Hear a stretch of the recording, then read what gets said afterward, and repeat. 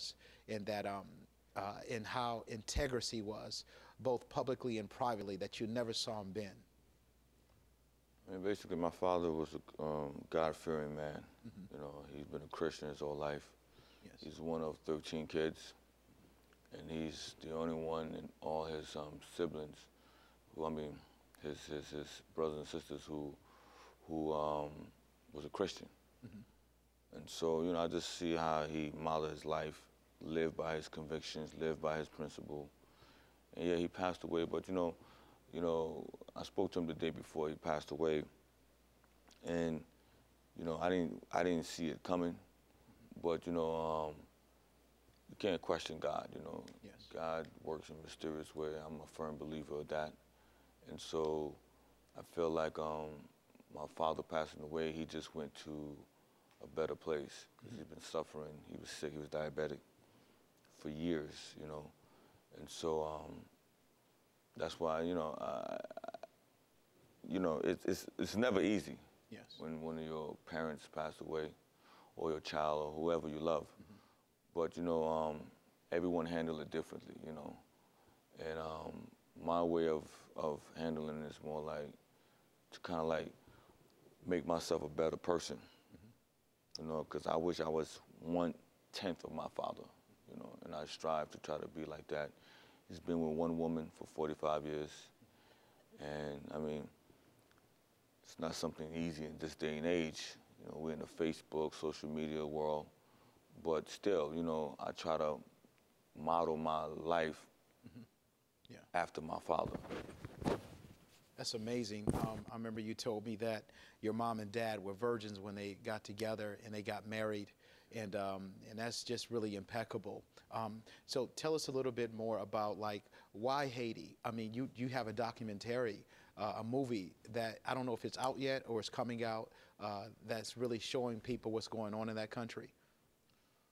Well, I mean, you know, obviously Haiti because, you know, my father is from Haiti, Mm-hmm. so Haiti's in my blood. I was born in America, but I'm still Haitian American. Yes. And so, you know, Haiti for various reasons, you know, obviously, once again, I'm Haitian American, but also because, you know, the people suffering down there. But at the same time, you know, it's just a way of just kind of like letting people know something about Haiti that, for those who never even heard of Haiti, and those who heard of Haiti through the sound bites, through the media, were all negative. Mm-hmm. So this is, you know, an opportunity to kind of like educate people on what Haiti's really about. I'm here because God blessed me. You know, my parents could have stayed in Haiti, had me in Haiti, and I could have been one of those people in the tent. Yes. But my parents, even though they met in America, but you know, they met in America, had my sister and I, and we had this opportunity to be born in America and be able to do whatever we want. My parents worked hard. My father worked in a factory. He worked as a cab driver. My mom was a nurse. I mean, we weren't rich, but we had a good Christian life. I went to church every Sunday. Mm-hmm. Pretty much anything I wanted, my parents gave me, made sure I stayed in school. And so, you know, when you have opportunities like that, you have to understand that you're fortunate, you're blessed, and the only thing to do, you have to give back. Yes. You know, because someone gave to me, which is God, through my parents. Mm-hmm. So it's my obligation to give back. Haiti just happened to be something that's in the forefront for me now, but I feel like I'm a crusader to, you know, whatever cause that I believe in to kind of help. And right now my cause is Haiti. Yeah.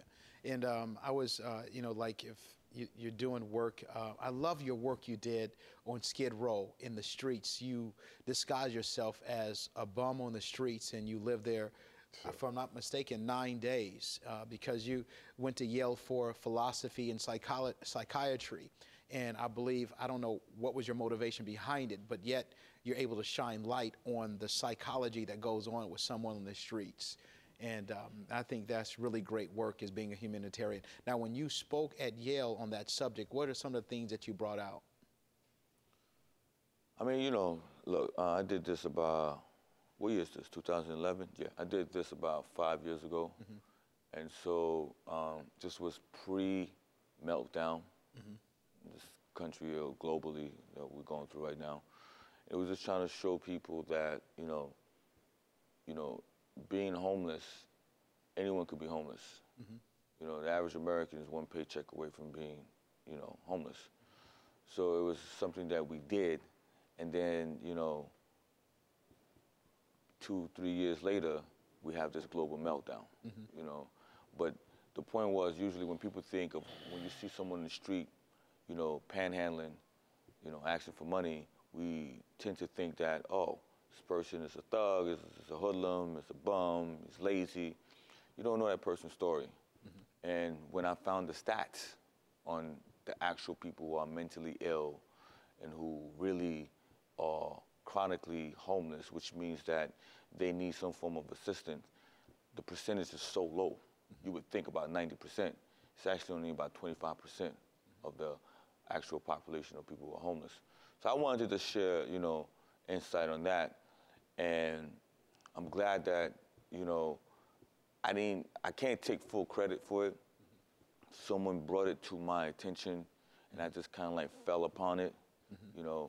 They used my name to kind of like, so we can put some shine on it.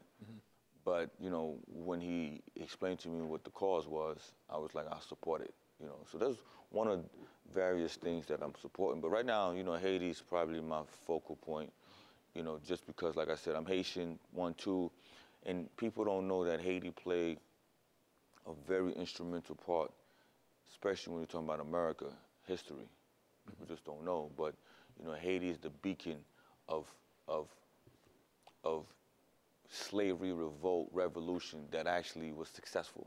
The first black republic in the world. 1804 is when we won our independence. Yes. The next country, black country, to win its independence was about 150 years later. And that was Ghana in 1958.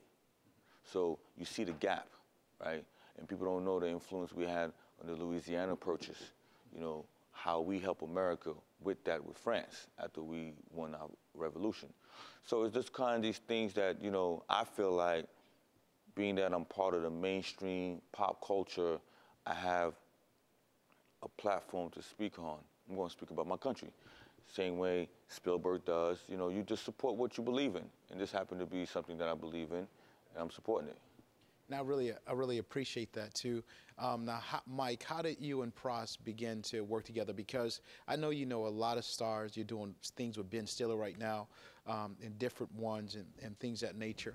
And I was really impressed when I was there in New York with you at that fundraiser, and the people, the connections, and everyone that came together to try to help this cause. And I know the cause is big and it's great. What people don't know is that the school is being built right now as we speak, and yes, we want to keep it going. We want to keep it moving.